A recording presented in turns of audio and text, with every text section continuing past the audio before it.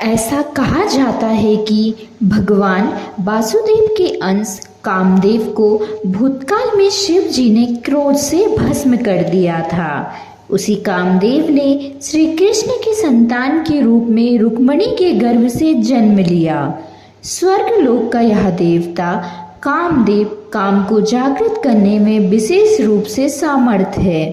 भगवान श्री कृष्ण के विभिन्न अंशों के अनेक स्तर हैं, किंतु श्री वासुदेव, श्री संकर्षण, श्री प्रद्युम्न तथा श्री अनिरुद्ध नामक श्री कृष्ण के चतुर्व्यूह विस्तार प्रत्यक्ष रूप से विष्णु की श्रेणी में हैं। कामदेव ने बाद में रुक्मिणी के गर्भ से जन्म लिया और उसका भी नाम प्रद्युम्न रखा गया, किंतु वे विष्णु की श्रेणी वाले प्रद्युम्न नहीं हो सकते हैं। वे जीव तत्व की श्रेणी के थे, किंतु देवताओं की श्रेणी वाली विशिष्ट शक्ति से युक्त होने के कारण वे प्रद्युम्न के अद्भुत पराक्रम का अंश थे। जब शिवजी के क्रोध से काम भस्म हो गया तो वह श्री वासुदेव के शरीर में लीन हो गया।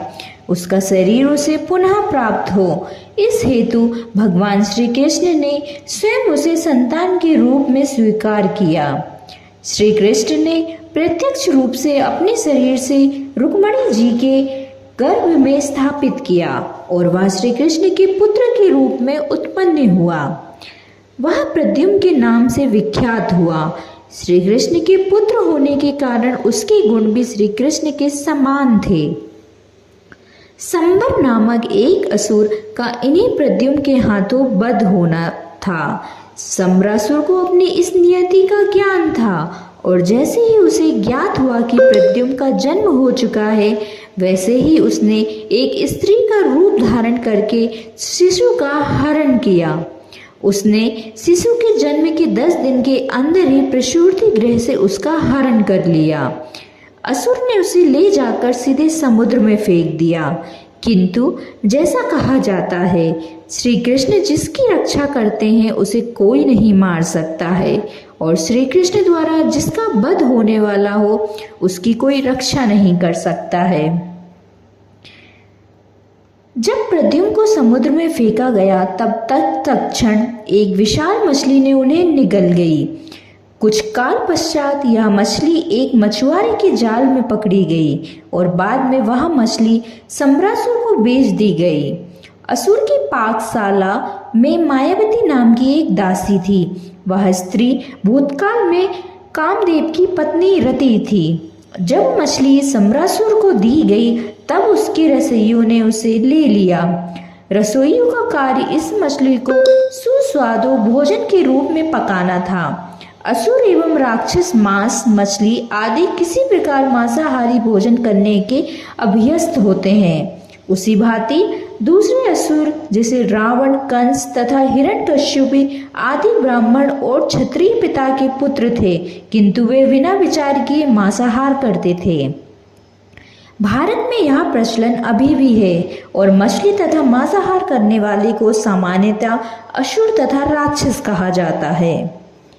जब रसोइया मछली को काट रहा था तब उसे मछली के पेट में एक सुंदर शिशु मिला। उसने तत्काल उस शिशु को भोजन बनाने में सहायता करने वाली मायावती के संरक्षण में दे दिया। इसी स्त्री को यह देखकर आश्चर्य हुआ कि इतना सुंदर शिशु एक मछली के पेट में किस प्रकार रहा और यह परिस्थिति उसे उलझन में डाल रही थी। तत्पश्चात देवर्षि नारद जी ने आकर प्रद्युम्न के जन्म, सम्रासुर द्वारा उसके हरण तथा समुद्र में फेंके जाने की समस्त कथा उसे बताई। इस रीति से पूर्व जन्म में कामदेव की पत्नी रही रति को, जिसका नाम अब मायावती था, समस्त कथा स्पष्ट हो गई। मायावती को ज्ञात था कि पहले वह कामदेव की पत्नी थी। शिवजी के क्रोध से उसने अपने पति के भस्म हो जाने के पश्चात वह सदैव यही आशा में रही कि कामदेव को भौतिक देह प्राप्त होगी। मायावती का कार्य रसोई में दाल चावल पकाना था, किंतु जब उसे यह शिशु प्राप्त हुआ और उसे ज्ञात हुआ कि वह उसका पति कामदेव है, तो स्वाभाविक रूप से उसने उस शिशु को अपने संरक्षण में ले लिया और अत्यंत स्नेहपूर्वक उसका पालन करने लगी। चमत्कारिक रूप से वह शिशु अत्यंत तीव्र गति से विकसित होने लगा और अत्यंत अल्पकाल में वह एक अत्यंत सुंदर युवक बन गया। उसके नयन कमल पुष्प की पंखुड़ियों के समान थे और उसकी भुजाएं घुटनों तक लंबी थीं। उसे देखकर सभी युवतियां उसके शरीर सौंदर्य पर मोहित हो जाती थीं। मायावती समझ सकती थी कि प्रद्युम्न के रूप में उत्पन्न उसका पूर्व पति कामदेव इतना सुंदर युवक हो गया था और धीरे धीरे वह भी मोहित तथा कामातुर हो गई। अपनी वासना की अभिव्यक्ति करते हुए वह प्रद्युम्न के समक्ष स्त्रीयोचित आकर्षण सहित मुस्कुरा रही थी। अतएव प्रद्युम्न ने उससे प्रश्न किया, ऐसा किस प्रकार संभव है कि पहले तुम एक माँ की भांति स्नेहशील थी, अब तुम एक कामातुर स्त्री के लक्षण व्यक्त कर रही हो। इस परिवर्तन का कारण क्या है? प्रद्युम्न के इस कथन को सुनकर रति ने उत्तर दिया, प्रियवर, आप भगवान श्री कृष्ण के पुत्र हैं। आप 10 दिन के भी नहीं थे जब सम्रासुर ने आपका हरण करके आपको समुद्र में फेंक दिया था और एक मछली आपको निगल गई थी। इस प्रकार आप मेरे संरक्षण में आ गए, किंतु वास्तव में कामदेव के रूप में आपके पूर्व जीवन में मैं आपकी पत्नी थी। अतएव मेरा आपके प्रति दाम्पत्य प्रेम के लक्षणों को प्रकट करना असंगत नहीं है। संबर आपका वध करना चाहता था और उसको विभिन्न सिद्धियां प्राप्त हैं। अतएव वह आपके वध का प्रयास करे। इससे पूर्व ही शीघ्र अतिशीघ्र आप अपनी दिव्य शक्ति से उसका वध कर दीजिए। जब से संबर ने आपको चुराया है, आपकी माता रुक्मिणी देवी अत्यंत शोचनीय अवस्था में है। उनकी दशा वैसी ही है जैसी अपनी संतान को खोकर किसी कोयल पक्षी की होती है। उनका आप पर अत्यंत स्नेह है और जब से आप उनसे विलग कर दिया गया है, वे उसी प्रकार जीवन व्यतीत कर रही हैं जैसे बछड़े को खोकर गाय दुखी होती है। मायावती को महामाया का ज्ञान था। अलौकिक शक्तियों को साधारणतः माया के नाम से जाना जाता है।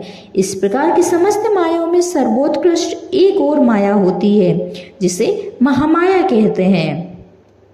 मायावती को महामाया नामक सिद्धि का ज्ञान था और सम्रासुर की मायावी शक्तियों को परास्त करने के लिए उसने यह शक्ति प्रद्युम्न को प्रदान की। इस प्रकार अपनी पत्नी से शक्ति प्राप्त करके प्रद्युम्न तत्काल सम्रासुर के समक्ष गया और उसे युद्ध के लिए चुनौती दी। प्रद्युम्न उसे अत्यंत कठोर शब्दों से संबोधित करने लगा, जिससे कि उसे क्रोध आ जाए और वह उत्तेजित होकर युद्ध के लिए तत्पर हो जाए। प्रद्युम्न के शब्द संबर को वैसे ही लगे जैसे किसी ने ठोकर मारी हो। वह तत्काल अपनी गदा उठाकर युद्ध करने के लिए प्रद्युम्न के समक्ष आया। अत्यंत क्रोध में वह अपनी गदा से प्रद्युम्न पर उस भांति प्रहार करने लगा जिस भांति वज्र किसी पर्वत पर प्रहार करता है। प्रद्युम्न ने अपनी गदा से अपनी रक्षा की और अंततः उसने असुर पर अत्यंत कठोर प्रहार किया। इस प्रकार सम्रासुर तथा प्रद्युम्न के मध्य घोर युद्ध प्रारंभ हो गया। किंतु सम्रासुर को मायावी शक्तियों की कला ज्ञात थी और वह आकाश में जाकर अंतरिक्ष से युद्ध कर सकता था। मय नामक एक और असुर था जिससे सम्रासुर ने अनेक मायावी शक्तियां सीखी थीं। इसी प्रकार सम्रासुर आकाश में चला गया और प्रद्युम्न के शरीर पर विभिन्न प्रकार के परमाणु अस्त्र फेंकने लगा। सम्रासुर की मायावी शक्तियों से युद्ध करने के लिए प्रद्युम्न ने अन्य मायावी शक्ति महाविधा का स्मरण किया। जब सम्रासुर पूर्ण रूपेण पराजित हो गया, तब प्रद्युम्न ने अपनी तीक्ष्ण धार वाली तलवार लेकर तत्काल उस असुर का सिर काट दिया, जो मूल्यवान रत्नों तथा मुकुट से सुशोभित था। जब प्रद्युम्न ने इस प्रकार उस असुर का वध किया, तो स्वर्गलोक से सभी देवता उस पर पुष्प वर्षा करने लगे।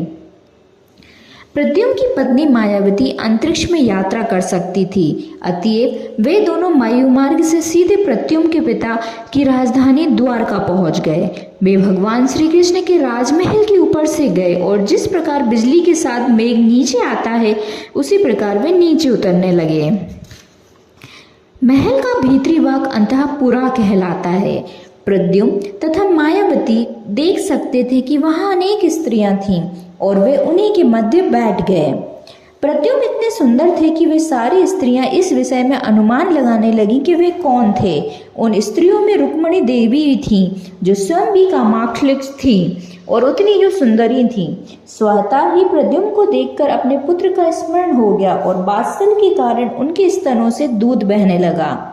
तदंतर वे विचार करने लगी, यह सुंदर किशोर कौन है? यह सर्वाधिक सुंदर प्रतीत होता है।